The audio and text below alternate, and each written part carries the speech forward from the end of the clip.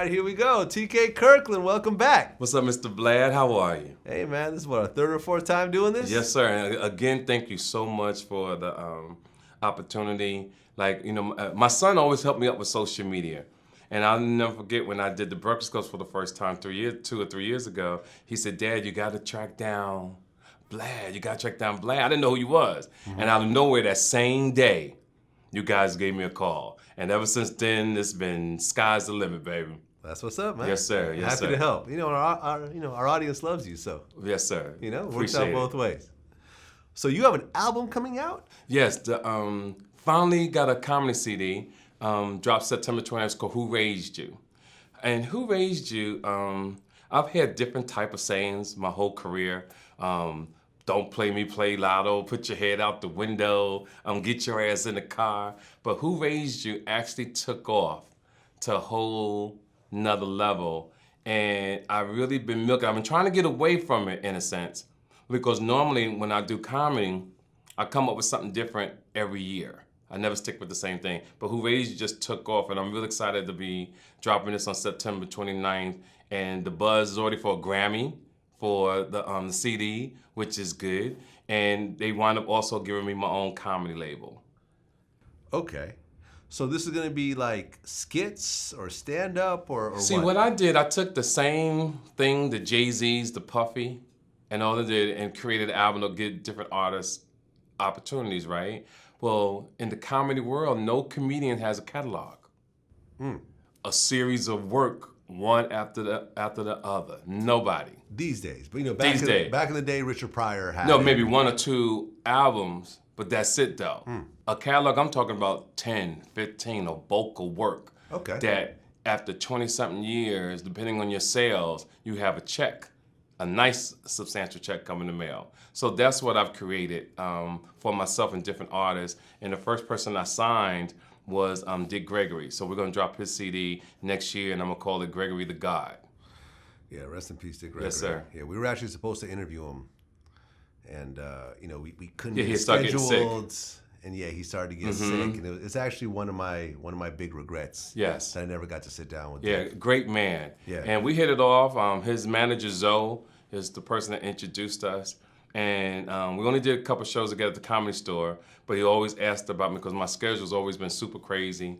And I'm just glad that when I got this opportunity with the label, I wanted to make a phenomenal impact, and he was the person I wanted to do it with. Yeah, that's a no-brainer, right? Yeah, it's a no-brainer. Were you close to Dick? No, I wasn't close to him. No, I wasn't close to him. We just met on a different occasion, and he liked my style of comedy, I guess because I drop knowledge the same way he does, but just from a different era. And I wanted to get the opportunity back, and at the same time, as a businessman, with my label, Pastor Mike, I wanted to make a phenomenal impact. Right, and Dick is sort of a special one because I feel like he ended up, somewhat hurting his comedy career by getting so political. Right, it's true. But he didn't give a shit. He didn't give a shit. Right. Right. Like your shirt says, give a shit. Yeah, and he really didn't give a shit. And he wasn't the type of man that thought about finances and management, which I was disappointed in. Because Dick Gregory just got buried 2 days ago. Oh, really? Yes, after all this time. Wow. How much time has passed? That was about a month. About a month, yeah. It was about a month. And that disappointed me. And what I always preach in my shows and in life about making sure that you have your life insurance, make sure that you have yourself together because it's a business. And your family shouldn't have to put a GoFundMe together, anything of that nature. When you really have time to structure your life, that when you leave this earth, you take pressure off your loved ones. That's sad. It is sad. So essentially what you're saying is that the family didn't have the money right away? They didn't have the money right away. He didn't have the money right away, but he'll tell you the first thing, he didn't care about that type of stuff. And even though I love him, even though I want other people in the streets, people who work to understand one thing, that when you get money, you have to take care of self first. You have to make sure that your livelihood, that you're protected, life insurance, medical insurance. When you die, it's a no-brainer. Some things are just, I can't explain. If you don't understand that, like my CD says, who raised you? Yeah. Yeah. No, I mean, like, yeah, because sometimes you see these so-called celebrities dying, and there's a GoFundMe page, and everyone looks at each other like, why the hell does this dude need a GoFundMe page? Especially when insurance is like what, maybe 15. If you're just dealing burial insurance, it's $10, $15 a month. Yeah. That's it. That's it. That's it. Yeah. Yeah. It's not expensive. I mean, especially a legendary figure like a Dick Gregory who was loved and respected. Yes. The world around. Yes. A month for him not to be buried. And he was still doing speaking engagements. Yes, he was still doing everything. I really think all the hard work kind of wore him down. Because I know when I travel and like yourself, you're on a plane 15, 20 times a month, man, you worn out. Yeah. I can't even have sex like I used to. I meet somebody, man, we dating my girl, whatever. I'm like, you gotta wait 3 days. I gotta recover. I gotta recover. Okay, so, new comedy album coming out. That's what's up. I'm excited about it. That's what's up. And I think that, like, we've missed that because, like I said, I remember the old Richard Pryor comedy albums. Yes. Eddie Murphy had comedy albums. Yes, he sure did. Yeah. And he only did one. He only did one. He only did one. So imagine now, if we had this type of opportunity years ago, that most comics can have 10, 15, 20 CDs. Chris Rock did 2, I think. I think he did 2, but keep going. That's all we have. Yeah. Nobody has 5. Yeah. Nobody has 10.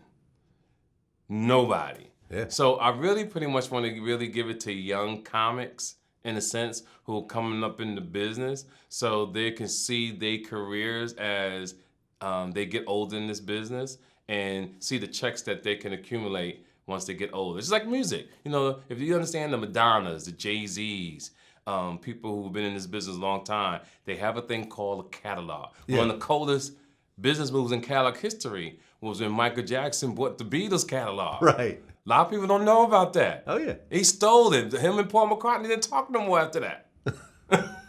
Did you know that?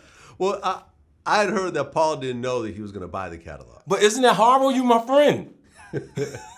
You hanging at my house. Right. And next thing you know, I bought your catalog. Yeah. Wow. It's what it is.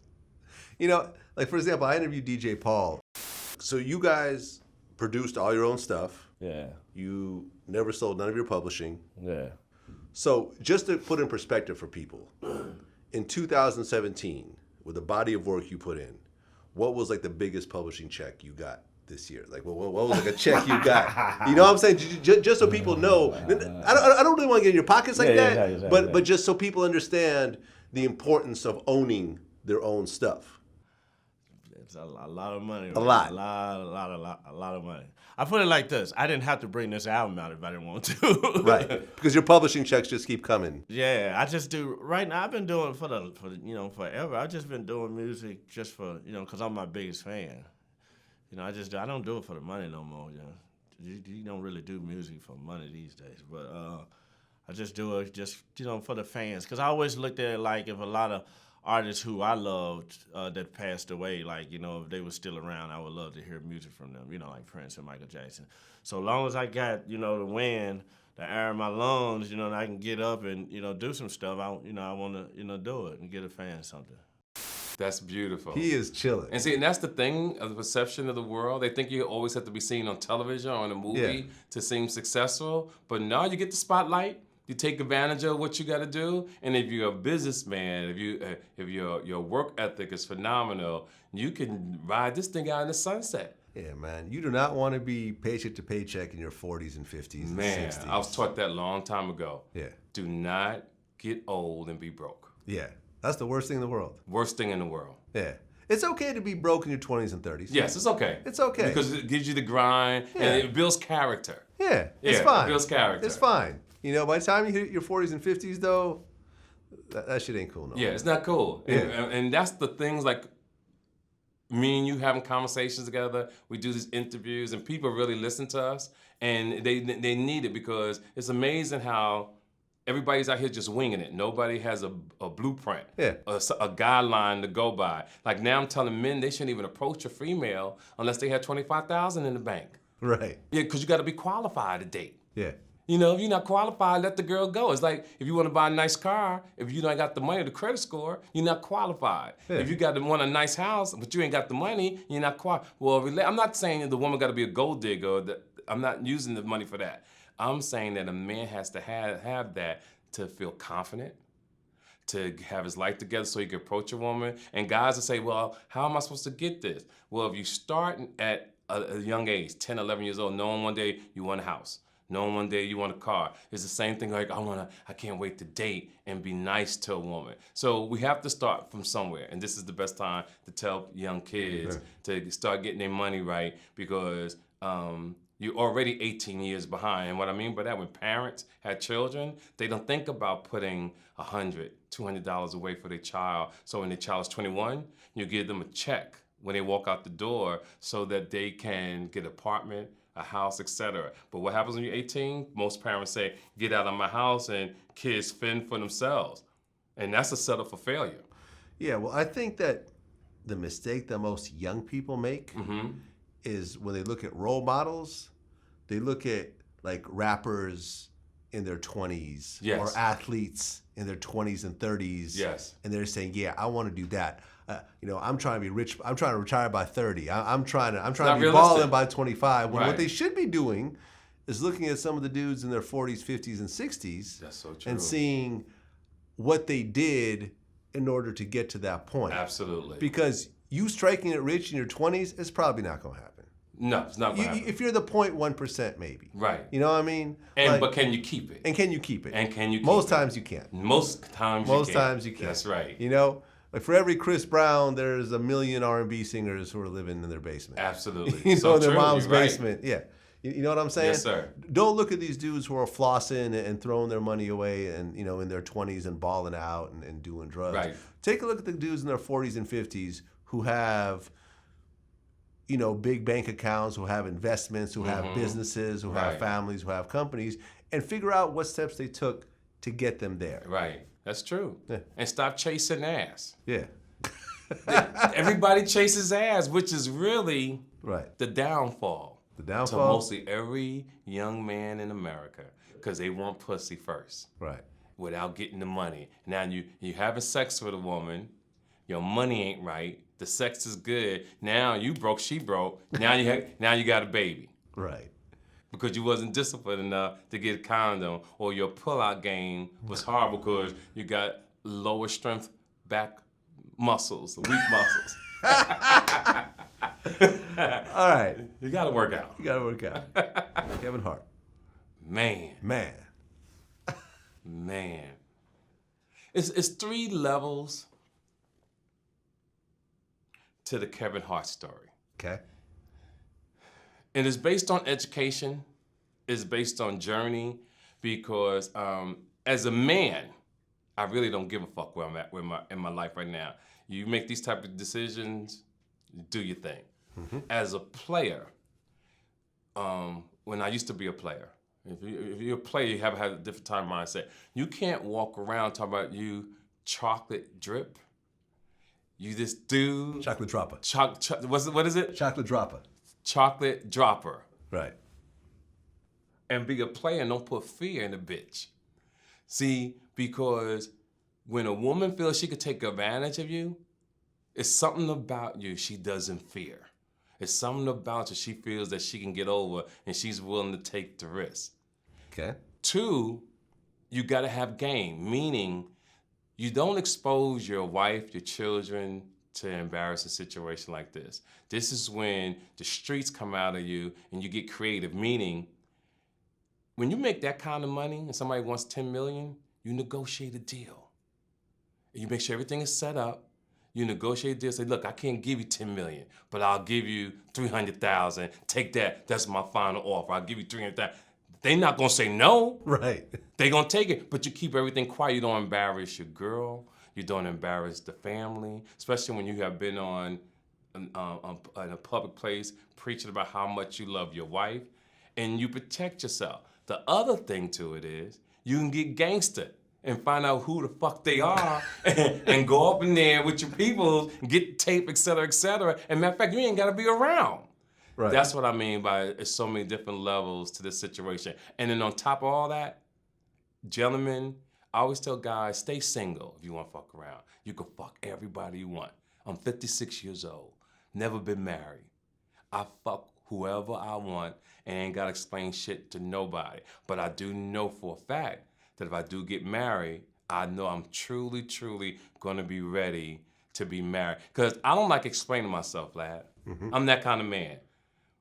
I don't want to be sneaking and somebody asks me where the fuck you was at. I don't want to sneak in, I run up in a woman, I don't use a condom and bring back bacteria infection to my girl. Because you got some women who got pussies out here that's like an FBI detector. Just the slightest scent of another bitch, they got a yeast infection or a rash, and then you got to have all these problems in your home. I don't need that. And that's what I want young men to understand. Stay single. Right, because Floyd Mayweather says in interviews that he has 7 girlfriends. And they all understand it. They all cool with that. They all cool with that. He's not cheating on nobody. Right, he's not cool with that. But he has the money to carry the weight. Right. He can take care of all of them. All 7. All 7. All 70. All 70. You said 70? No, I said 7. But Okay, I was going to say, he might have 70. if the number is 70, he could do that. Because we hang out from time to time. Oh, and yeah? the thing about it, the girls be so fine. And in my heart, I'm a player. In my heart, if I see a fine female, I want to say something to you. But somehow when you're around his house or you at the gym, you don't say nothing to nobody because in your heart, you say to yourself, he fucking one of these bitches here. And you don't want no problems, So Okay. you just keep it moving. Okay, so back to Kevin Hart. Mm-hmm. I actually looked it up. According to, the internet, which, Yes. is not always right, he's worth about $120 million. Yes. Nice amount. Yeah, nice amount. You don't really want to lose 10 of that million over some random chick. I agree. That's a ridiculous amount. I agree. But first and foremost, let's just take a step back and look at his situation. So he was married. Mm-hmm. He started messing around with this other chick. Yes. What's her name? Eniko or something? Right. Who's, a lot younger, Mm-hmm. prettier, Right. and so forth. Mm-hmm. I did the math. She's 33 now. They'd been together 8 years. She was 25 at the time. Okay. So he was messing around on his wife with this Right. with this other girl. Yes. I'm thinking that Eniko probably never had a job. Absolutely. And if she did, it wasn't that serious of a job. Right. Because, when you look at even like a Carucci or someone, Yes, yes. Even when she was with Chris Brown and afterwards, like she's getting acting gigs, she's actually working, she's hustling. I've Yes. never heard of Eniko do anything. That's true. Except be with Kevin. Be with Yep, Kevin. that's true. She don't even really talk. No, she really doesn't talk. She really doesn't. That is so true. That's hilarious. She You're right. I don't even know if she has a voice. Right, He that's may have a true. mute wife. He absolutely right. Maybe sign language. Right, that's you true. know? That's true. She doesn't talk. She doesn't talk. Yep. Now, I'm thinking, based on what I know about men and money and women and so forth, that she's probably been knowing about this and she's okay with it. With who? With Kevin fucking around with whoever he's fucking with. Okay, it's possible. But then why would he have to explain it then? Well, he's not explaining to her, he's explaining to the world. Okay, because he didn't want to give up the money. Well, he didn't want to give up the money and he knew this tape was about to come out. Okay. Okay. So, I like that. I never thought about that. yeah. Mm-hmm. She was still out with her wedding ring and stuff like that. Right. You didn't hear any divorce talks and stuff like No, that. not at all. This is not Beyonce who he married, who has a major career Absolutely. and money and so So basically forth. what you're saying is she ain't giving it up. What do you mean? She's not going to leave. Because I'm quite sure No. she's on a prenup. So she's like, I'm, shit. I'm sure she signed a prenup. Yeah, that's what I'm saying. She signed a prenup. So she's not leaving. I see that. You're absolutely right. And look, at the end of the day, she has a baby on the way. Right. And no prenup could actually affect child support. Okay. When it comes to child support, Yes. that is by the state. Okay. I don't care what you sign with Right, whoever, that's right. thrown out the window when it comes to children. Okay. You got it. So she may not get a bunch of alimony money, Mm-hmm. but she's going to get that child support money Okay. regardless. Right. But at the end of the day, I bet you they probably have threesomes. I bet you there's an understanding that he could fuck other women as It's long possible. as, you know what I'm saying? Yeah, it's possible. She ain't, what's she gonna do? Right. She You're ain't going absolutely nowhere. Right. You're right. She ain't got no career. Right. That's true. She's just a pretty girl. She's just a pretty girl. That's it. Well, she played the. If that's the way she's moving, so we salute her. You know? Yeah, we salute her. I think that's all there is to it. That's all you could do. I just wish Kevin the best, and hopefully that he learned from the situation, because before he married Tori, I was on Sunset Boulevard. That's when he did Soul Plane. Okay. And I didn't know who Kevin was. You know, I'm in the business, but I see this young kid making moves. So I'm on Sunset because I had just finished, I was meeting Vin Diesel up on Sunset Boulevard. I ran into Kev. Mm-hmm. So we're sitting down and waiting for Vin Diesel and his people. And he's telling me he was getting married. And I said, why would you get married? You know, foreseeing what I saw with what happened. So sometimes it's wisdom, you keep it to yourself, but if you ever interview him, and he can remember that, he'll remember he was on Sunset Boulevard because I kept saying, what's your name? I didn't even know his name. This is how, I guess I was just so busy, or he was just under the radar to me, but he was making moves and I had to ask who he was. And that's the way we met after that. Well, let me tell you, I interviewed Bow Wow. Well, you had mentioned a while back that you gave advice to James Harden about side chicks. Yeah. See, a lot of people don't understand that, like I said, there's another side of Bow Wow that the world don't know. Mm-hmm. You know, so it was just fun. It was just funny because I've never been caught up like that before. My game always been tight. We take phones away, so the blogs don't get things. You take phones away? Automatically. So if a girl comes to your house, you don't have a phone. You don't have a phone bin. As soon as you get off the elevator let you off. In my crib, we got a phone bin. Phones go in the bin. In the bin. In the bin. And we got forms. We still got those forms? And we got forms. Oh, so a girl that comes hang out with you has to sign a non-disclosure? Yep. And phones are gone. Okay. If a girl come in and, oh no, I need my phone, well, one of my partners escort you back downstairs, can't have that phone. Oh, so they have to go downstairs? Gotta leave. Because we don't want baller alerts. We don't want to get them no traction. Like, this is great. This is great advice here, man. Yeah, we don't want to get them no traction because as soon as a girl catch me in the house doing some shit and all they got to do is just hashtag baller alert, that shit gonna pop up, they gonna post it. Or Shade Room, they gonna post it. When I hear that, Vlad, that's so exhausting to me. By the time I took a bitch phone and have you sign some papers, bitch, I'm going to sleep. I'm going to sleep. Fuck this. I ain't got time for all that. Because we come from an era where we seduce a woman. Right. Where you met and had conversation. You didn't have to worry about phones. It was just that you was going to have a good time and everybody go about their business. But you really have to do this type of stuff now.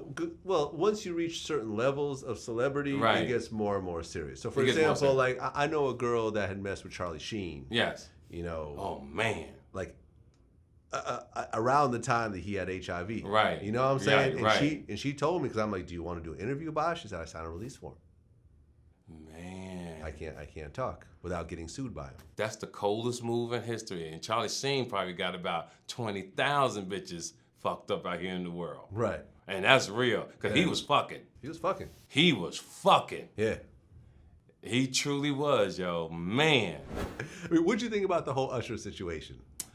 The Usher situation was... Quantasia. I remember Lil Duval, when it first came out, he said, I would believe that Usher is gay before I believe that he has sex with this thing. That's hilarious. But it goes to show you, once it's in the public, it's a wrap. And this is how people are able to get away with some of the biggest events, bigger than Usher. This is how they're able to get away with 9/11. This is the way that people can get away with so many things, because if no one knows the facts, everybody has their story. And once all the stories get in the pot, your ass is confused, unless you was actually there. Yeah. I mean, because here's the thing. It's like, when it comes to herpes, number one, a large segment of the population has herpes. Yes. Period. Yes. Right? Yes. How the hell do you even prove that someone gave you herpes? I agree. How do you prove that? I totally agree. like, how can you prove that you didn't have it already and you just happen to your have an system, outbreak? right. How can you prove the 10 other dudes you fucked after Usher didn't give you Right. herpes? And here's the thing, why did he pay the person $1 million? And why did they have to announce it? See, if I'm paying somebody $1 million, because I already know what's going to happen. I'm not it can't be no type of publicity about this whatsoever, because it's going to start a storm of people suing you. Right, because even a dude sued him. Even a dude.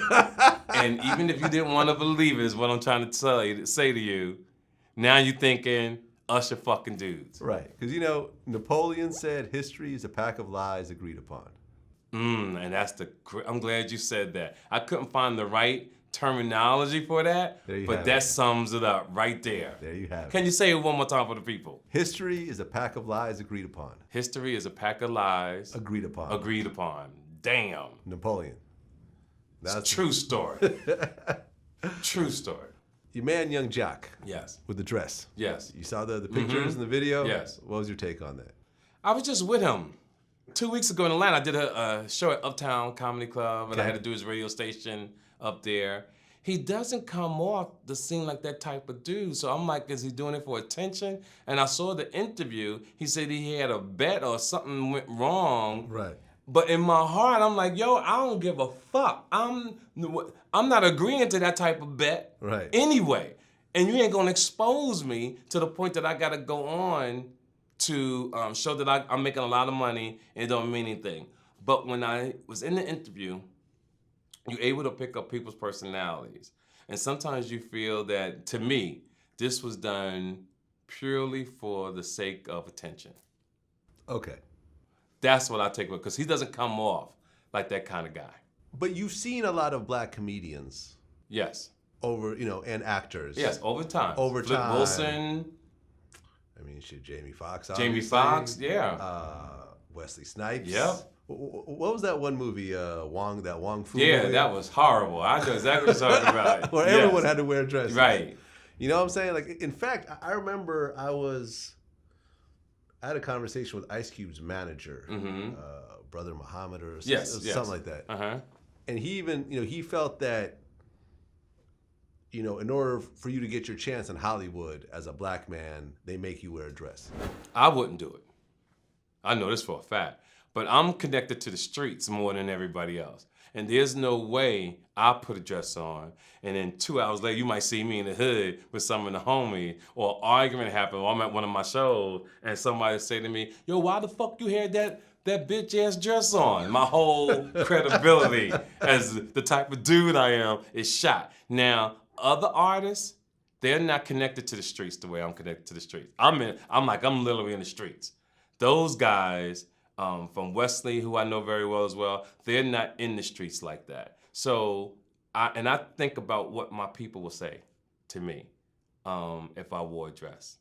It would be a very disappointing moment in history if I wore a dress. Right, because then Young Jock ended up like showing this money he got and so forth. Right. But it's like, come on. That ain't got nothing to do with it. It ain't got nothing to do with it. It has nothing to do with it. The point is, you at the end of the day, young men, you gotta be a man. Yeah. At the end of the day, you gotta think about your consequences and your choices and what people are gonna say. Because even if it's just a game to you, and I had to learn this the hard way through my journey when I was doing the things that I was doing, and NWA was kind of my influence. Being being a gangster about it, whatever, but I didn't care what people thought about me until I started becoming a man. And then I became a man, I understood that when you walk in the room, you want people to respect you, not fear you, respect you, because what people think and feel means everything. Yeah, I mean, 21 Savage actually made a video right after the whole Young Jock thing and had to apologize for Atlanta for producing soft dudes like this. I want to apologize to the world on behalf of my city, the city of Atlanta. I know we produce some soft-ass niggas, but just bear with us. We're going to get through this storm, guys. I just want you guys to know there's some real niggas left, and real niggas are coming back in style, so just hold tight. We're going to take this thing back, man. They got to start being men, and what? I'm just going to say Afro-American men. I'm not against gay people. I'm not against that at all. But I want people to think just for a second. What is happening to our generation? And you have to see it. They're giving the black community guns in Chicago. And what people don't know that they don't say on the news, that when they do confiscate the guns has U.S. government on it. I heard about that. Yeah, so they supplying the city with ammunition. When you turn gay, you are minimizing the growth of the black population years down the line. When two women who have children together already, I mean women who have children, and they leave their husbands and they decide to start dating each other, it causes confusion for your children that they grow up demasculinized. Now, I'm not against none of this. You do what you want to do. My job is to give you the information. It's up to you how you process it. Right. Speaking of 21 Savage, what do you think about him dating Amber Rose? Isn't that interesting? It's interesting. I didn't see it coming. Interesting. Didn't see it coming. Yeah, didn't see it coming. I know both of them to a certain degree. I mean, I've interviewed both of them. I don't know none of them, right? But if I had to, he don't look like he got that kind of game to pull her. Now I come from a different era. You judge by the type of bitch you fucked with. And he must be an extremely confident guy, or the way the world is going now with women proposing to men and everything, she might have macked him. That's what I'm thinking. She might have macked him. Because what I'm seeing about the young generation, this is why they call mumble rapping, is that most of these guys don't know how to really talk. They're quiet, or they're slightly introverted. So it's possible she could have pulled out. Well, let me put it this way. Let's just put it all in perspective. Yes. Amber Rose is 33 years old. Okay. 21 Savage is 24 years old. Whoa, I didn't know that. It's a 9-year difference. And she's been around the block. Wiz Khalifa is 30 years old. She's actually older than her ex-husband, Wiz. Right. But Wiz come from a different era. Wiz a player. I don't know about 21 Savage. But when it happened, all I can say is I had a shot. That's what I thought when I seen Rosario Dawson and Eric Andre. Yes. I had a shot. Yeah, I'm like, damn, I had a shot. I had a shot, yo. If Amber fucking with this dude, I had a shot. Vlad, I could have pulled her. I think she's doing the pulling. I think she's doing the pulling. I think she's doing the pulling. I think, listen, 3 of her high-profile relationships have all been with successful rappers. Is that a coincidence? Is it? Is it a coincidence? Is it a coincidence? And I'm cool with Amber. There's no shots at Amber. Right. I think Amber obviously has, from Kanye to Wiz to 21. I mean, She has a certain taste for certain people. And she knows who she can pull. Now, some women like to put, she knows she's beautiful. And she knows that if she can get a guy like that, is successful, not the most handsome guy in the world, not the homeowner attendant, but he's not like Beckham from London, the soccer player. Right, yeah. Neither of these 3 rappers are like supermodels. Exactly, right? So when you got a woman that knows her stature and know how to move, it's a wrap. Yeah. Any one of them would never say no. Never. See, I can meet her, and if I didn't like her, I could walk away, because I've always had a bad bitch breathing on me. So I could chill. But to know that she dated him, man, I wish I could have catch her caught in the room. Yeah, and I think to a certain degree, like, you could really say that, after Kanye, because, when Kanye met her, she was straight out the strip club, right. pretty much, right? Right. But when Kanye claimed her and put her made her a star. Made her a star, Sure overnight did. celebrity. Yeah, like did. Like the song says. And I think to a certain degree, Wiz and 21 were probably kind of groupies of her. Probably. Not in a negative Not sense. negative way. Not like, she's a fine. I don't give a fuck who she is. She's fine. Just Amber like Rose is fine. I mean, like, for example, like, you look at an Erykah Badu, who's got 3 babies with 3 rappers. Yes. You know, Yes. was she fans of them or were they fans of her? Absolutely. I bet you they were fans of her. But I heard about Erykah Badu that she can get down, and her knowledge is off the chain. Right. Yeah. So and she got a nice ass. Right, and the body's right. Yep. Right, because think about it. When she was fucking with Andre 3000, Andre. she was bigger than Andre 3000. Yeah, she was. You know, Erykah Badu was and massive. And Common, my son said it best. He said, once Erykah Badu get done with you though, you usually fucked up. There's something that she does to you that you ain't the same no more. Right, we've talked about that. She even said it. She said that people say that you end up wearing funny pants after you mess with Erykah Badu. Right. Like your whole style changes. You know, and I remember I just interviewed Bilal. Now, I mean, speaking of Soul Aquarians, Erykah Badu was a prominent member of that. You said that you can't look into Erykah Badu's eyes? Yeah, I don't think anybody can. What does that mean? She just has an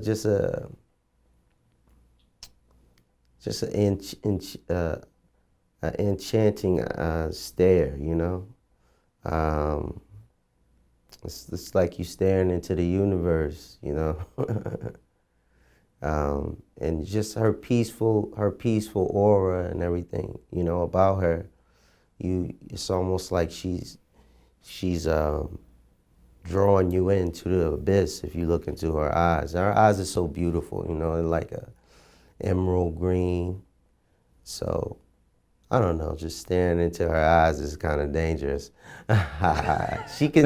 She has a way of it's like a Jedi mind trick, you know. It's kind of a stare that can almost get you to do anything, you know. She can hypnotize or mesmerize, you know. She just has that kind of a womanly aura, you know. It's a god on a goddess type of level. Is that right? Yeah, it's something about her. I don't know what I never met her. Something about but her. I seen her. I mean, you got to think that she has a baby with Andre 3000, Jay Electronica, DLC. and DLC. Mm-hmm. And at every point, she was bigger than these artists. Absolutely. So, you know, people talk about, you know, female groupies, but, you know, there's a lot of men who are, you know, fans of famous females. I wonder if they all meet at the house on Thanksgiving, though. There's like the DOC, Andre 3000. They're all cool. I interviewed DOC. I asked him about that. Okay. He said that they're all close. They're all cool. You know, they all have children with her. You know what I mean? Amazing. They're all cool. Yeah. You have a baby with Erykah. Yeah. Right. She also has kids with Andre 3000 and Jay Beautiful Electronica. son. Yep. And With Jay Electronica. 3000 and electronic, beautiful daughter. I mean, how coincidental is it that she has kids by such dope rappers? Like, you know what I'm saying? It's like you're talking about 3 of some of the best rappers who ever did it. Do you interact with Andre 3000 and Jay Electronica? Sure, those are great friends. Right, because you guys are all family. Yeah. You know what I mean? Like, there's no hate in that house. Like, we all love one another and want the best for one another. And I'm a fan of both of those guys. It's one pussy I don't think I ever want fucked up. No? Something. No. What do you think of the whole Blac Chyna Rob Kardashian thing? Because just recently, I guess it was agreed upon tentatively that Rob is going to pay her $20,000 a month for child support. Yes. On top of that, she wants another $1 million for the revenge porn, the pictures he put up. Right. We actually did the math. $20,000 a month for 18 years is $4.3 million. Okay. Now, I know nannies don't cost that much. No. And to make it even sadder, he has 50% custody. Yeah. Now I was just gonna say that if you get in joint custody, you don't have to pay no $20,000. Right. You don't have to pay a dime. So I want to know whose attorney Well, no, is. you got to pay something. If you choose to. No, you got to pay something. You got to pay something. Well, it depends on the income. It depends. Right. Because what it is that from what I understand, is that the courts feel that the child's living conditions should be the same with both families. Okay. With both parents. Right. You can't go to the mansion with dad and then go to the hood with mom. You know what I'm saying? Right. Shit, don't penalize. But that's why I try to tell men: know who you fucking. Right. See, if you know who you fucking, you won't have them type of situation. Get to know where a person lives. Understand their financial situation, and I guarantee any man listening to this, if you date a woman for a month before you fuck her, you'll really know if you really like her. You will really Date know. a woman for a month For before a month. you fuck her. Talk to her. That's brilliant. Yeah, date it for a whole month because For a see, whole month. Yeah. women are drugs to men. Yeah. It's our meth, it's our weed, whatever you wanted to call it. And we get caught up in the first 48 hours because we see something and we're excited and we gotta have it immediately. So you take a bitch shopping. You get it because it's a drug. I gotta have her. And then after you fuck her, you like, fuck this bitch. Fuck this bitch, yo, because she's driving you crazy. It's like, because you didn't take your time to manage your dick and your emotions, because we lack discipline. So we get so caught up in the beauty without finding out where the bitch live. Without finding out what kind of fucking car she drive. Does she got a job? Is the bitch lights and gas cut off at the house? And the next 3 days, you're gonna, because you fucked her, you're gonna feel obligated to put her gas and lights on. Right.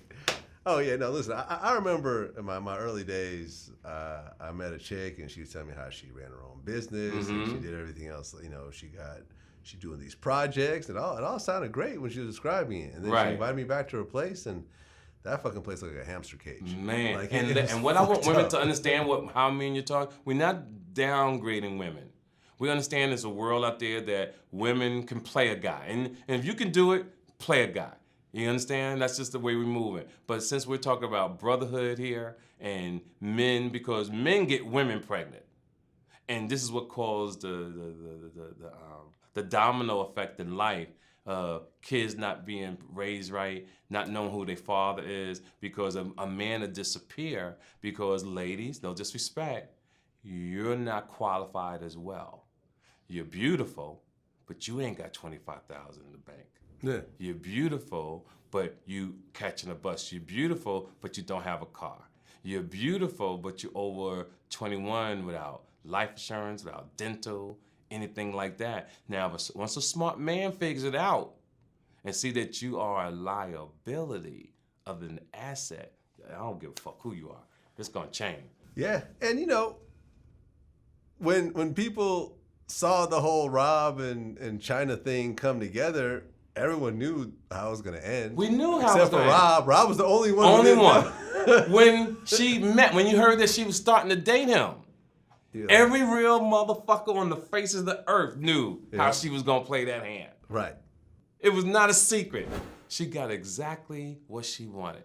But because of the father not being in his life, because no real men is in his life, he jumped for the first thing that had a nice ass, that looked cute. And he really thought that was a win. But what it was a very expensive life lesson. Yeah, I mean, you look at it over $5 million right now. Yeah, that's an expensive life lesson. And you dealing with someone who seems very vengeful. Very vengeful. Very petty. Very petty. Very angry. Yes. Angry at the world. Angry at the world. You know what I'm saying? Because men are fucking women, but not teaching them nothing. Yeah. See, some of these girls you got to pull to the side and drop them knowledge and let them know they can achieve so many other things other than having a baby. Now, some people think it's wrong what she did, but she did what she thought was right. But there's women in the street right now who got that same mentality, who want to follow the same blueprint that she did to get somebody else. And this is a chain reaction. And if you don't, I tell people, don't believe me, every Monday get in your car in your neighborhood and go down to the child support office. Or go down to the divorce court and see the fucking line. Yeah. Man, if you don't believe me, just go to your neighborhood and find out where child support court is or divorce court on a Monday. And you will go, wow. It's like going to see a Drake concert. This is how much people are fucking out here without thinking about the consequences. You were on tour with NWA. Yes. And I think you met Tupac before, right? Yes. Recently, Ice Cube did an interview. And he said that No Vaseline was a better diss record than Hit 'Em Up. Woo, I don't know. And the reason is, the way he justified it Uh-huh. was that he was in the group with NWA. Right. So it was more personal. Mm-hmm. Whereas with Tupac, he wasn't as close to Biggie. So it was less personal. Well, what I can say on that, being a fan of both of them, Yeah, me too. and it's like comparing Michael Jordan to LeBron James.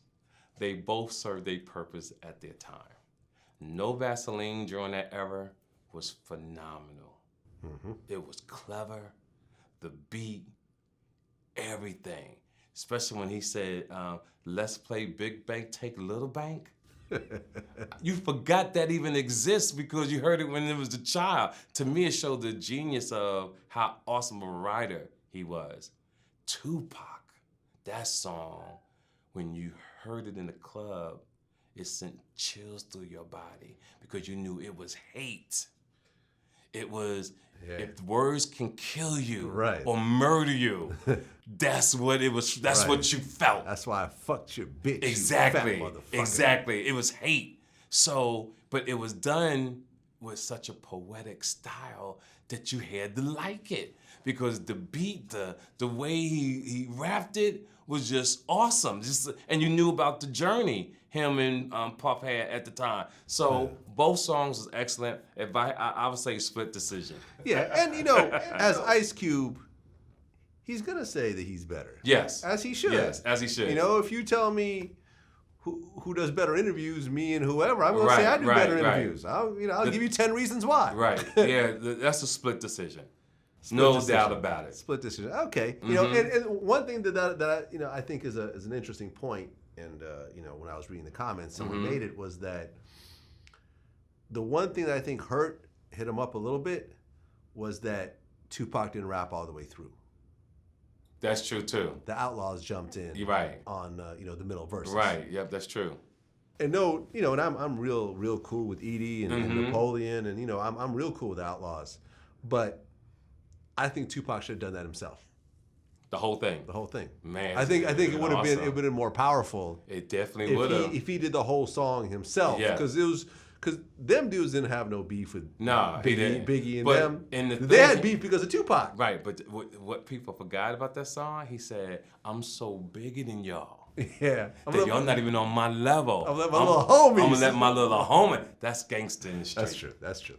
That's actually a very good point. So That's a good point. So y'all even on my level, my little You're not even homies on my riding level. on Like, I can't believe I'm talking to you, motherfucker. Matter of fact, speak to my man. Speak to my. Yo, you right here in front of him. No, speak to my people. I don't want to talk to you. I don't want to You're talk not to on my level.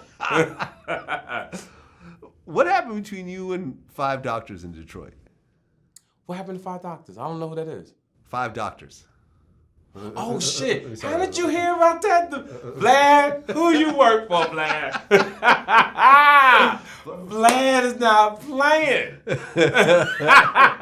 Wow, great! I love you right now. That's awesome. Vlad the Feds. That's what I Yo, wanna say. that's some awesome research, So bro. apparently you had a situation with 5 Doctors. 5 Doctors in Detroit. Detroit, Michigan. Right. After a comedy show.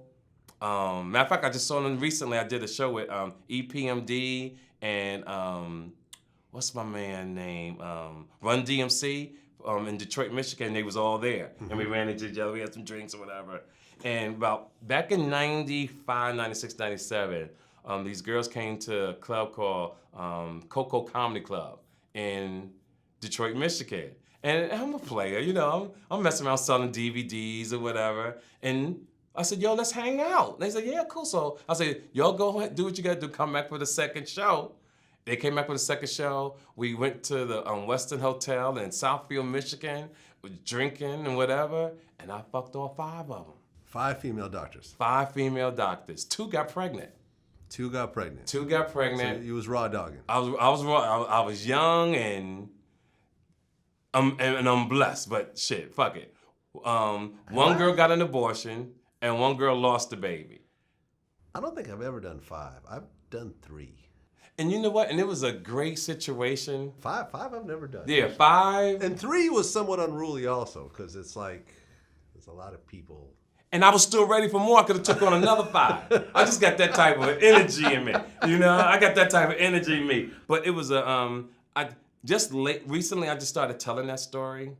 But it's a great story because I've been living, and I've been blessed at the same time because I have no diseases, I don't have no HIV or nothing like that. So to be 56 years old, I'm good.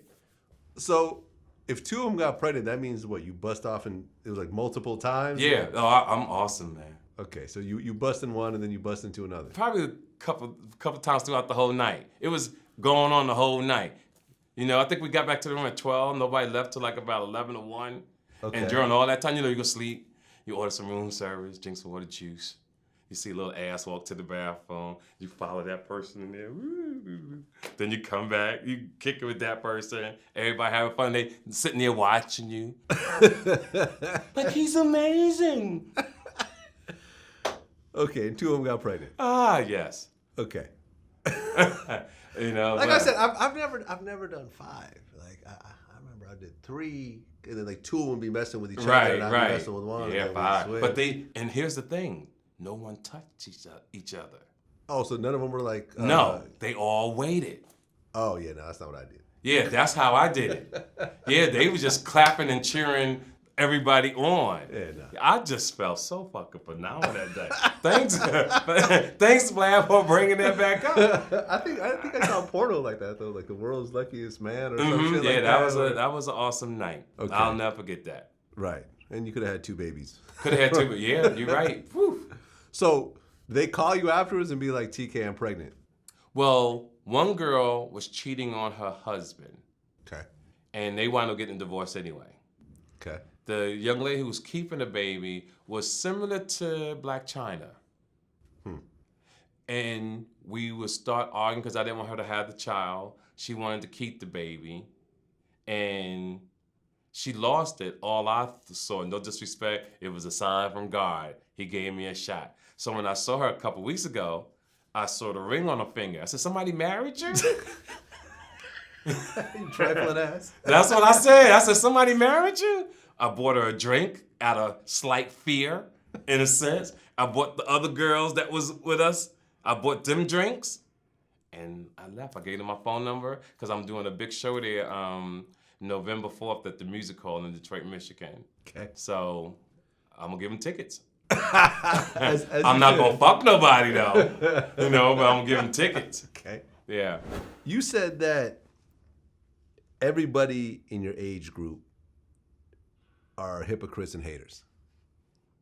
In my age group, yeah, I would say that I think in all age groups is hypocrites and haters. What I've learned to do in life is just use it as fuel to keep going and understand it's just the way of the world. And to everybody's listening, always just love God, love health, love yourself first so you can love other people. And that way, if you love yourself first, then you can take care of your children the way you want to take it. Because people really get caught up in what other people feel and think. And like in your business, in any business, in actuality, you do what you think is right, but you got to keep it moving because once that affects you, now don't get me wrong, some days it does get to you a little bit. Some days we're human. Some days you go, wow, this shit. And then you snap out of it and keep it going. Well, you said the only person out of your generation that was a stand-up guy was Jamie Foxx. Wow, in the comedy world. Yeah. Jamie Foxx, I always go back to the situation in Oakland, California. It was called the Oakland Comedy Competition. And we all had knew each other way before then. As we was coming up as comedians, the Martin Lawrences, the D.L. Hugleys, everybody knew before we all blew up who was the most powerful stand-up comic in the country, and it was me. Now, when Def Jam came and exposed everybody to the rest of the world saw people not in the levels where they were, they saw people who had certain opportunities. With me choosing another life at that time, I wasn't pursuing what everybody else was pursuing. So a lot of people had got a jump start on me, but Jamie Foxx always kept it 100 with everybody. He'll say that TK Kirkland is the best stand-up comedian on the mic. TK Kirkland will put fear, not like they were scared of me. They just didn't want to go on after me on the show. And it's documented as an interview. And even though I explained to him that one night he couldn't follow me, and he beat me in the competition, even though I got the standing ovation. The reason why I was saying what happened, it was judges that had to pick the winner. But when you compare the audience to the performance, I had 3 tiers in the Paramount Theater give me a standing ovation. That didn't happen to Jamie Foxx. But because I was using profanity and talking the way I was talking at that time, I didn't make it to the finals. So that's why, but Jamie to this very day will tell everybody TK Kirkland is one of the greatest comedians that ever touched the mic, and I want to always thank him for that. Right, because I interviewed D.L. Hughley. I mean, when you look at the greatest stand-up comedians, like who would be in your top 3, except for yourself? George Carlin, Richard Pryor,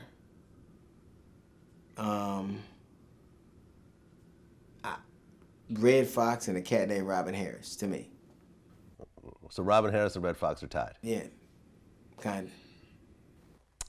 Eddie Murphy's not on the list. Yeah, but I mean, you know, Eddie Murphy had a skill set I couldn't touch, so it's just, I'm talking about the guys, that cat had more talent, like the most talented human being I've ever seen on stage.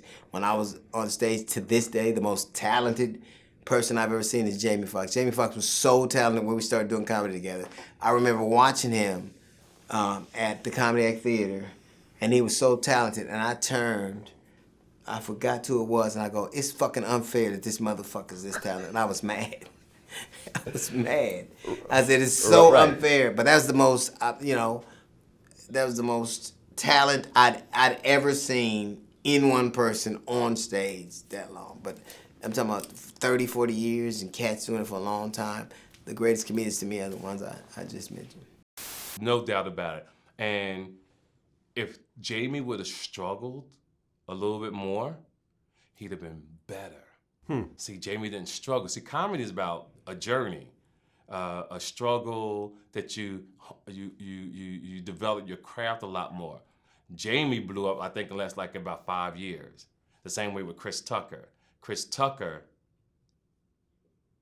the first 20 minutes for Chris Tucker stand-up, it's the most genius stand-up comedy I've ever seen in my life. The Def Comedy Jam? Def Comedy Jam. That one? Yeah. Man, and we toured together. So Chris took me on tour too when he blew up. Me and him were very good friends, me and his dad and everything, but Chris couldn't follow me either when we was on tour. So what Chris would do is take me from 30 minutes to 10 minutes. And I had to respect it. But I would never change my money because we'll sell out both shows. And Chris would say, hey, TK, I'll pay you for the first show, but I'll give you half. And I said, nah, Chris, it's the same damn amount of people in the first show, the second show. You got to give you both. I said, your father didn't let me go kidnap his ass.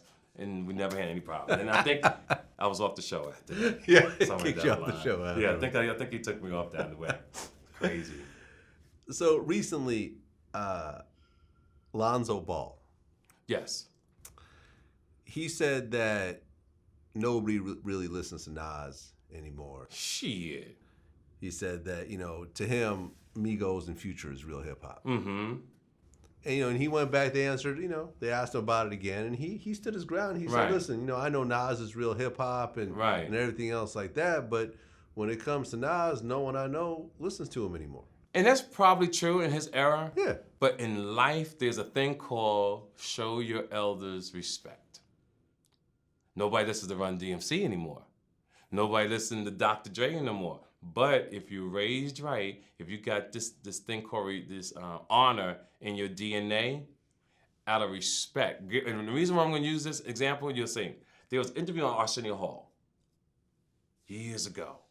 It was Mike Tyson, Muhammad Ali. And Arsenio Hall asks Mike Tyson, who do you think you could beat? Do you think you could beat Ali in his prime?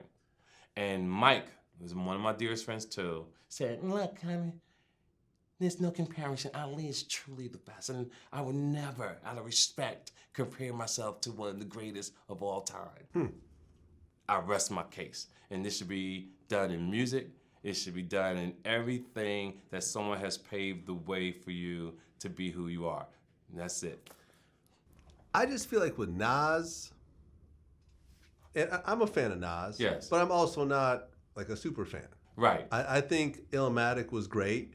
And you know what it is? He didn't have the work ethic Yeah. of a Jay-Z. Right. He was dropping albums every 2-3 years. Yeah. Not understanding his future, not understanding what his purpose was on earth.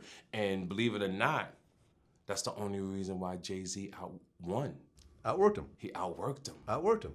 People don't, and the thing is, I feel like when it comes to Nas fans, if you say anything that isn't like completely positive, Yes. you're a hater. And people got to stop that shit. Yeah, you know what I'm saying? Yeah, you gotta stop that Nas shit. is the God MC, you know, because my thing was, you know, and I've said this in other interviews before, was that Nas is a great lyricist, Yes. but he's one of the worst beat pickers Yes. of, you know, of his caliber. Yes. That when you look at the other people, you know, like some of the shit that Nas has rapped over was like, come on. Yeah, Like, but you what know- he did was his work ethic Yeah. was the poorest to be a superstar. Nas's work ethic, and I'll tell you a real story. And I'm not going to tell you who told me this because this was a private conversation. Yes. But this is a true story. Okay. True story. Yes, sir. I don't know if I've ever said this on camera before, but I'm going to say it now. Mm-hmm. Fuck it. Nas was working on an album, and they couldn't get a sample cleared at the very end. So they called this producer, a very known producer, Right. to come in and basically do a different beat with his vocals. Right. Producer came in the studio, Nas and his people were there. He brought his beat in, Nas liked the beat. He hooked it all up, and he said, okay, this is cool, but it doesn't really fit. Like, I need you to go in and redo your vocals. Yes. Nas said, nah, it's good enough. We'll just use this for the album, we'll keep it moving. Wow. And he looked at him and said, wow, like this dude just doesn't really care Right. or want to work as hard. This is his album. This isn't just some little promo commercial or Yes. whatever. This is his album. It's you know, from what people consider one of the greatest MCs. I totally agree. He would not get back in that booth to redo a couple lines to fit in with this new beat. See, success can affect you so many ways. There was a gentleman who sent me a text on my Instagram. He saw me perform in Atlanta. He came out, he saw me selling DVDs. And he said, Mr. Kirkland, he said, I saw you when I was walking out.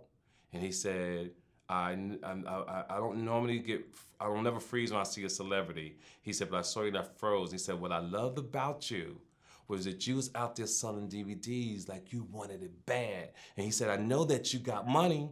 He said, but the way you was out there, like you was going for the title. And that's something that sometimes you can't give a person. It has to be in you or it's not in you. And this is why Puffy and Jay-Z, I'm gonna use those two for right now. Man, Right. their work ethic. No, when I don't go out as much anymore, but whenever I go out to some major event, major weekend, Puffy is always in the club. One of the greatest, He's hosting parties still. hardest. This man does not have, he don't need that hosting money. He sure If someone don't. does not need hosting money, it's Puffy. Exactly. But he's there hosting parties. He's hosted. He's hosting. I've learned a lot through him. I know we had our issues in the '90s or whatever. You had and issues I was with like- Puffy? But we had a little credit card situation together in the '90s. The situation I had with me and Puff was it was a female who actually got Puffy's credit card number. She worked at a famous hotel, and she had everybody's credit card number. Benny Medina, I seen every celebrity credit card number, but that was her hustle. We was fucking and we was having a good time kicking it. So I asked her to put me on. And she explained to me how to do this. And she said, you have to move slow and you have to do things in small numbers. Now, I'm just really getting into jewelry. You know, Puff and Big was on videos with the diamonds about take the Rolex side to side. I wanted to get a Rolex and go side to side too. But even though I had money, I didn't want to spend my money. So since I know about hustling, that was my hustle and being an opportunist. So when I actually called in the order, the jeweler set me up. He never ran the credit card. It was never a credit card number. It was a credit card number that was faxed through. This is when faxes, everybody was out. When people was kids, they faxed the number over. I thought this would get an approval, but a learning lesson as well. And when I called about the jewelry, a Rolex, it was a diamond necklace and some earrings. It cost $140,000. It blew me away. So I would call from different parts of the country to see what's gonna be ready. They said, hell, they'll be ready in like 2 or 3 weeks, but the jeweler was setting me up. We haven't seen each other ever since then, but if I still go on the Breakfast Club, obviously we still cool, right? But that's when we was children. As a man, understand what it takes to survive in life and the stories that we hear about certain people, and to the fans that listen to our show and hear me and Vlad, your work ethic. I don't give a fuck you got 100 million or 500 million, can never change. Yeah. You can never get 500 million and just say, I did it, I'm cool. No. Now, this is your choice, but what we just explained about if you really want it, take care of your health, work hard, keep your nose clean, and you can have it all. Oh yeah. No, I mean, people, I get a lot of criticism, but the one thing no one could say is that I don't work hard. Every day we release 4 exclusive videos on Vlad TV. Well, so what do they mean you don't work hard? No, I'm saying they can say whatever they want about me, but they can't say that I don't work hard. Yeah, you work hard. Hell yeah. You know what I'm saying? Vlad Right. TV is updated 24 hours a day. Yes, we sir. always have the newest shit. The site, you know what I'm saying? Yes. Like, everything is written. The videos get released Yes. every day. My whole staff, it's a 7-day, 365-day Yes, year sir. operation. Yes, it We've been is. doing it for almost 10 years. And that's where we're, why we are where we are right now. And there's a lot of blogs that were around before us Yes. that's still at the same place as where they were 10 years ago. Yes. Barely scraping by. And I've always had the work ethic.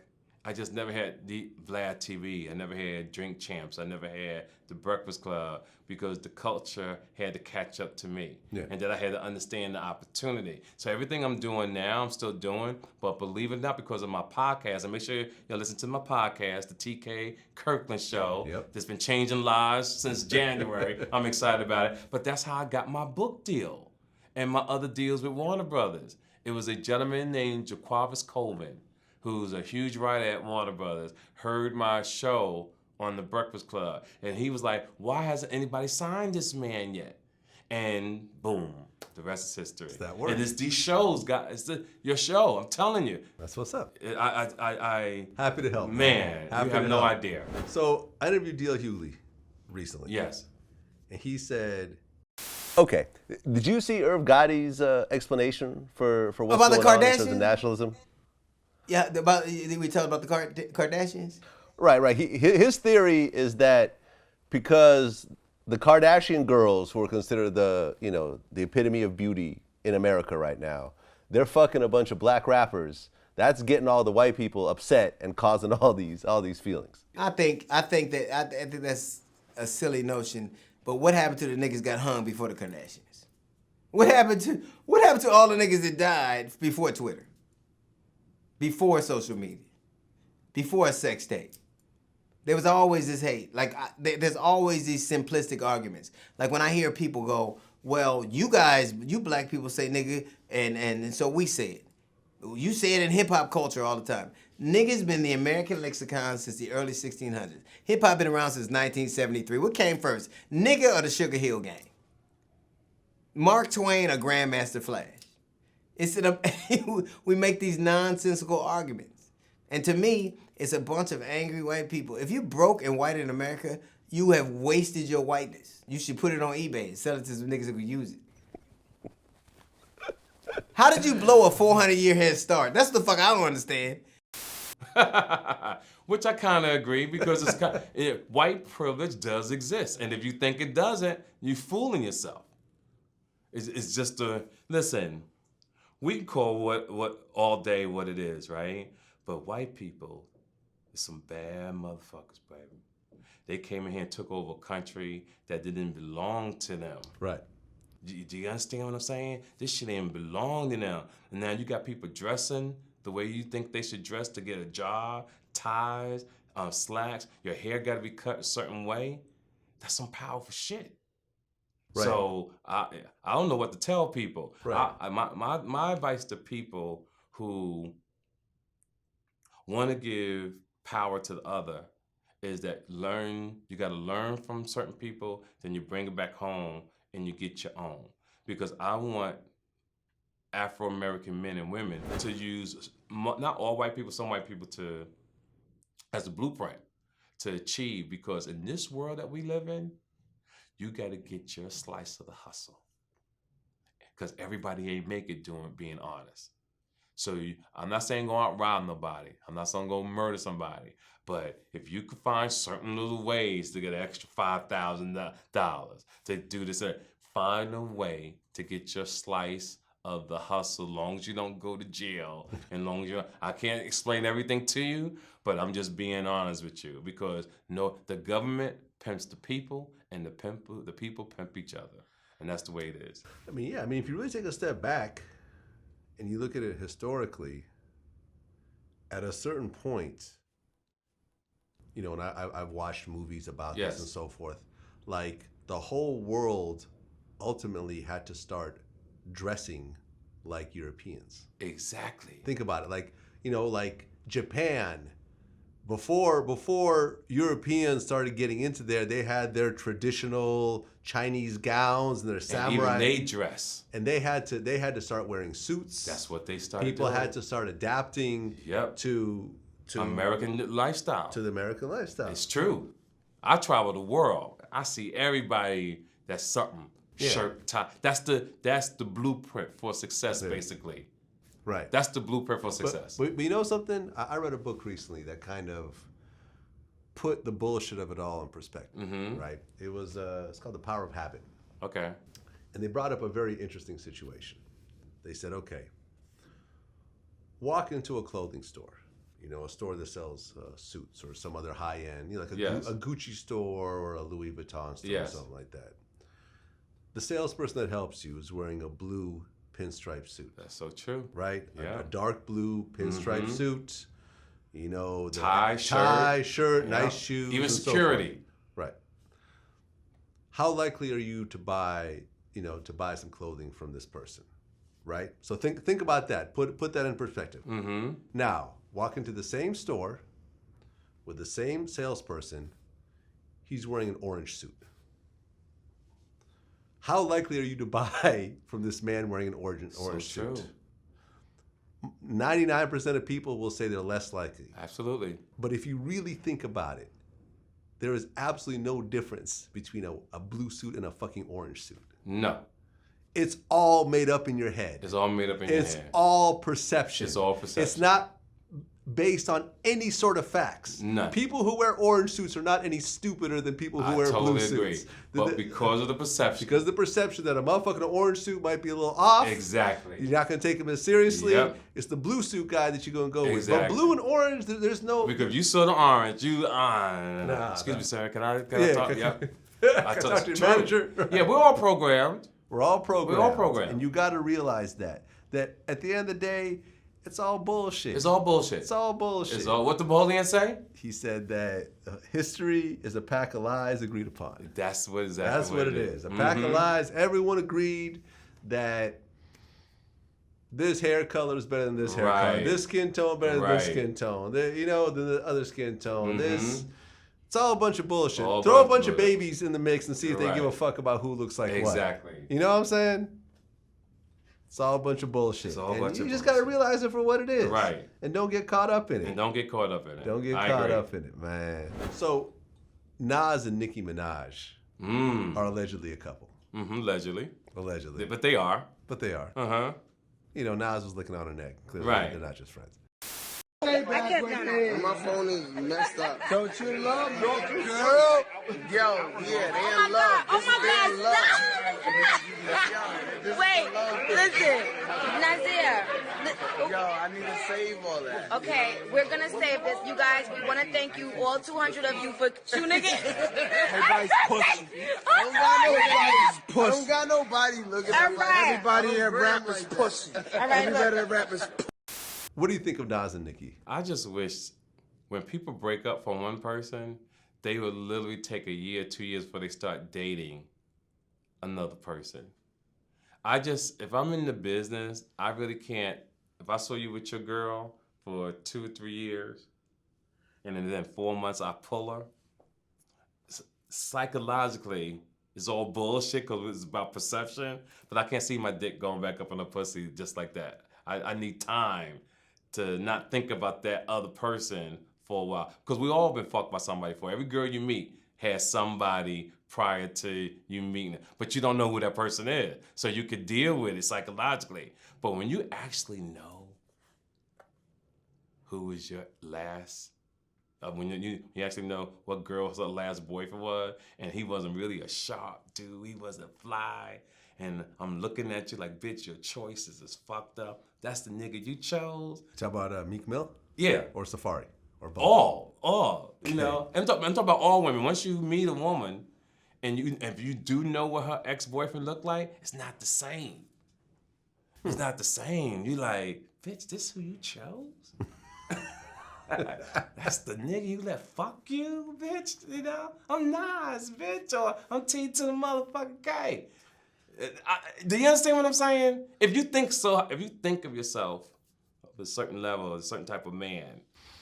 Well, if you take a step back, okay, and you look at Nas's choice of women,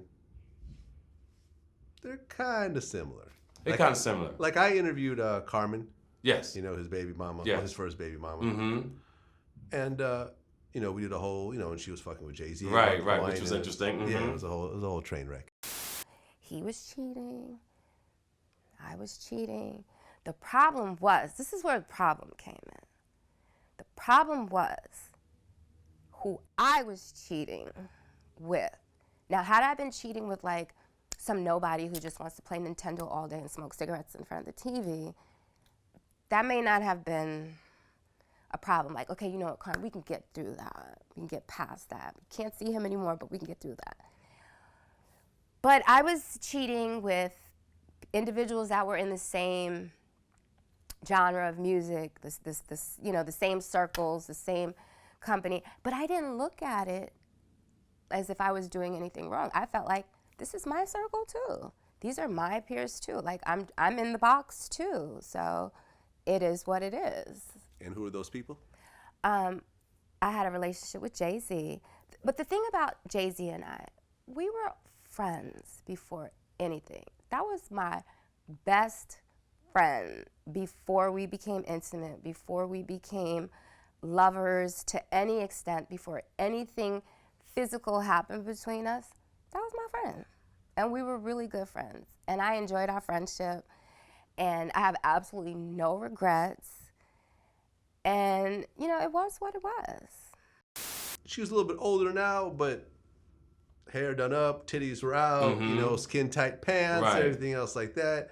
Then you look at Khalees, same kind of thing. Mm-hmm. Fly, you know, in the industry, Right. was working with Pharrell, had Mhm. some songs, hair, makeup, like.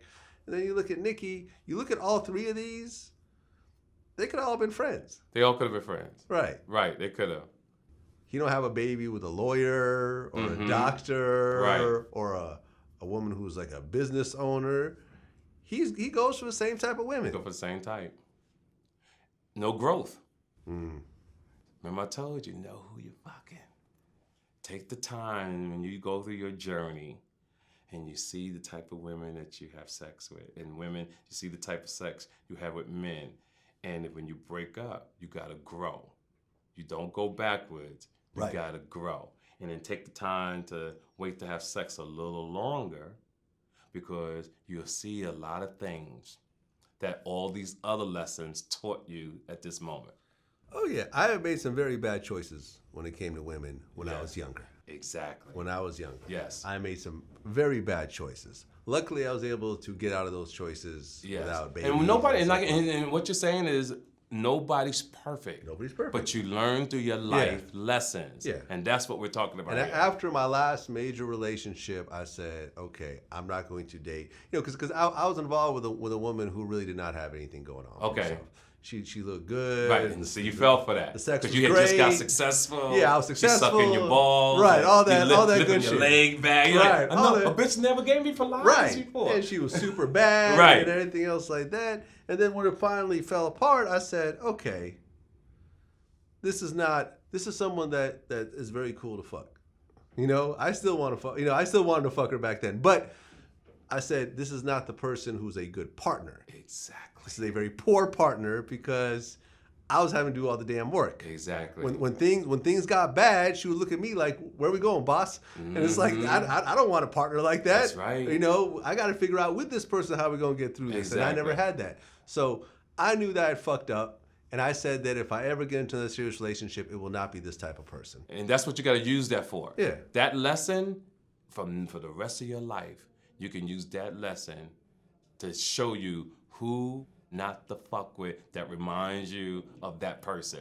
And that's your lesson. Yeah.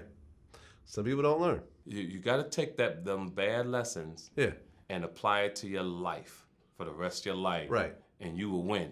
And a perfect example of what we were just talking about, Jay-Z was fucking with Carmen. Right. But when he got married to Beyonce. Yep. And he's been with her ever since. Ever since. Yes, I'm sure they had their ups and downs and the cheating and all that. Right. But they are still together. They now have 3 kids together. He didn't, you know, he's not fucking other rappers' baby mamas anymore. No, and he's not, you know what I'm saying? No. He's not going for video chicks and everything else like that. He married somebody where it was a good decision. Which was a good decision. You know what I'm saying? But I'm quite sure whoever he cheated with wasn't on her level. Right. And what that showed me was men do get tired of fucking the same girl all the time. Right. Because you got men out here in the world who will say, I would never cheat on Beyonce. That's what you say until you with that person. Yeah. Because who knows? No disrespect when I say that. See, I always tell people, once you know what good sex is, once you know, and you marry someone and they don't fuck you, like, and you know what it is, you got problems. Right. You really do. Right. I don't give a fuck what nobody say, because this girl can have all the money in the world, this guy can have all the money in the world, but in bed, man, you are horrible. Or some men just want variety. Maybe the sex is great at home, but you just, you know what I'm saying? You don't want to, you know, you may love pastrami sandwiches, but you don't want to eat pastrami every day. And this is the choices you gotta have. That's like how I took my time and still looking, because I love kicking it with different women. I don't do as much as I used to. I work so much, and my children travel with me a lot. But I do know that when I settle down, there's certain things a woman gotta have in bed. She gotta be very vocal, and she has to be able. If I just touch her pussy like that, the bitch gotta be able to come. Okay. I don't like women who say, "Oh, you know what you're doing, I can come." Nah, bitch. You had all these years to play with your pussy to know when you're supposed to come. Now, my job is just to enhance the situation, not be a fucking a doctor and explain to you what you gotta do. No. Interesting. That's what it is. TK Kirkland, man. Always a pleasure. Always a pleasure. And I'm going to shut up my travel dates, which is going to be excellent. The Improv, October 4th, the Improv in Orlando. But the greatest show that I think I ever put together is October 8th at the Bow Theater. It's the legendary, world famous Too Short and T to the motherfucking K. And what people don't know, I got him opening for me.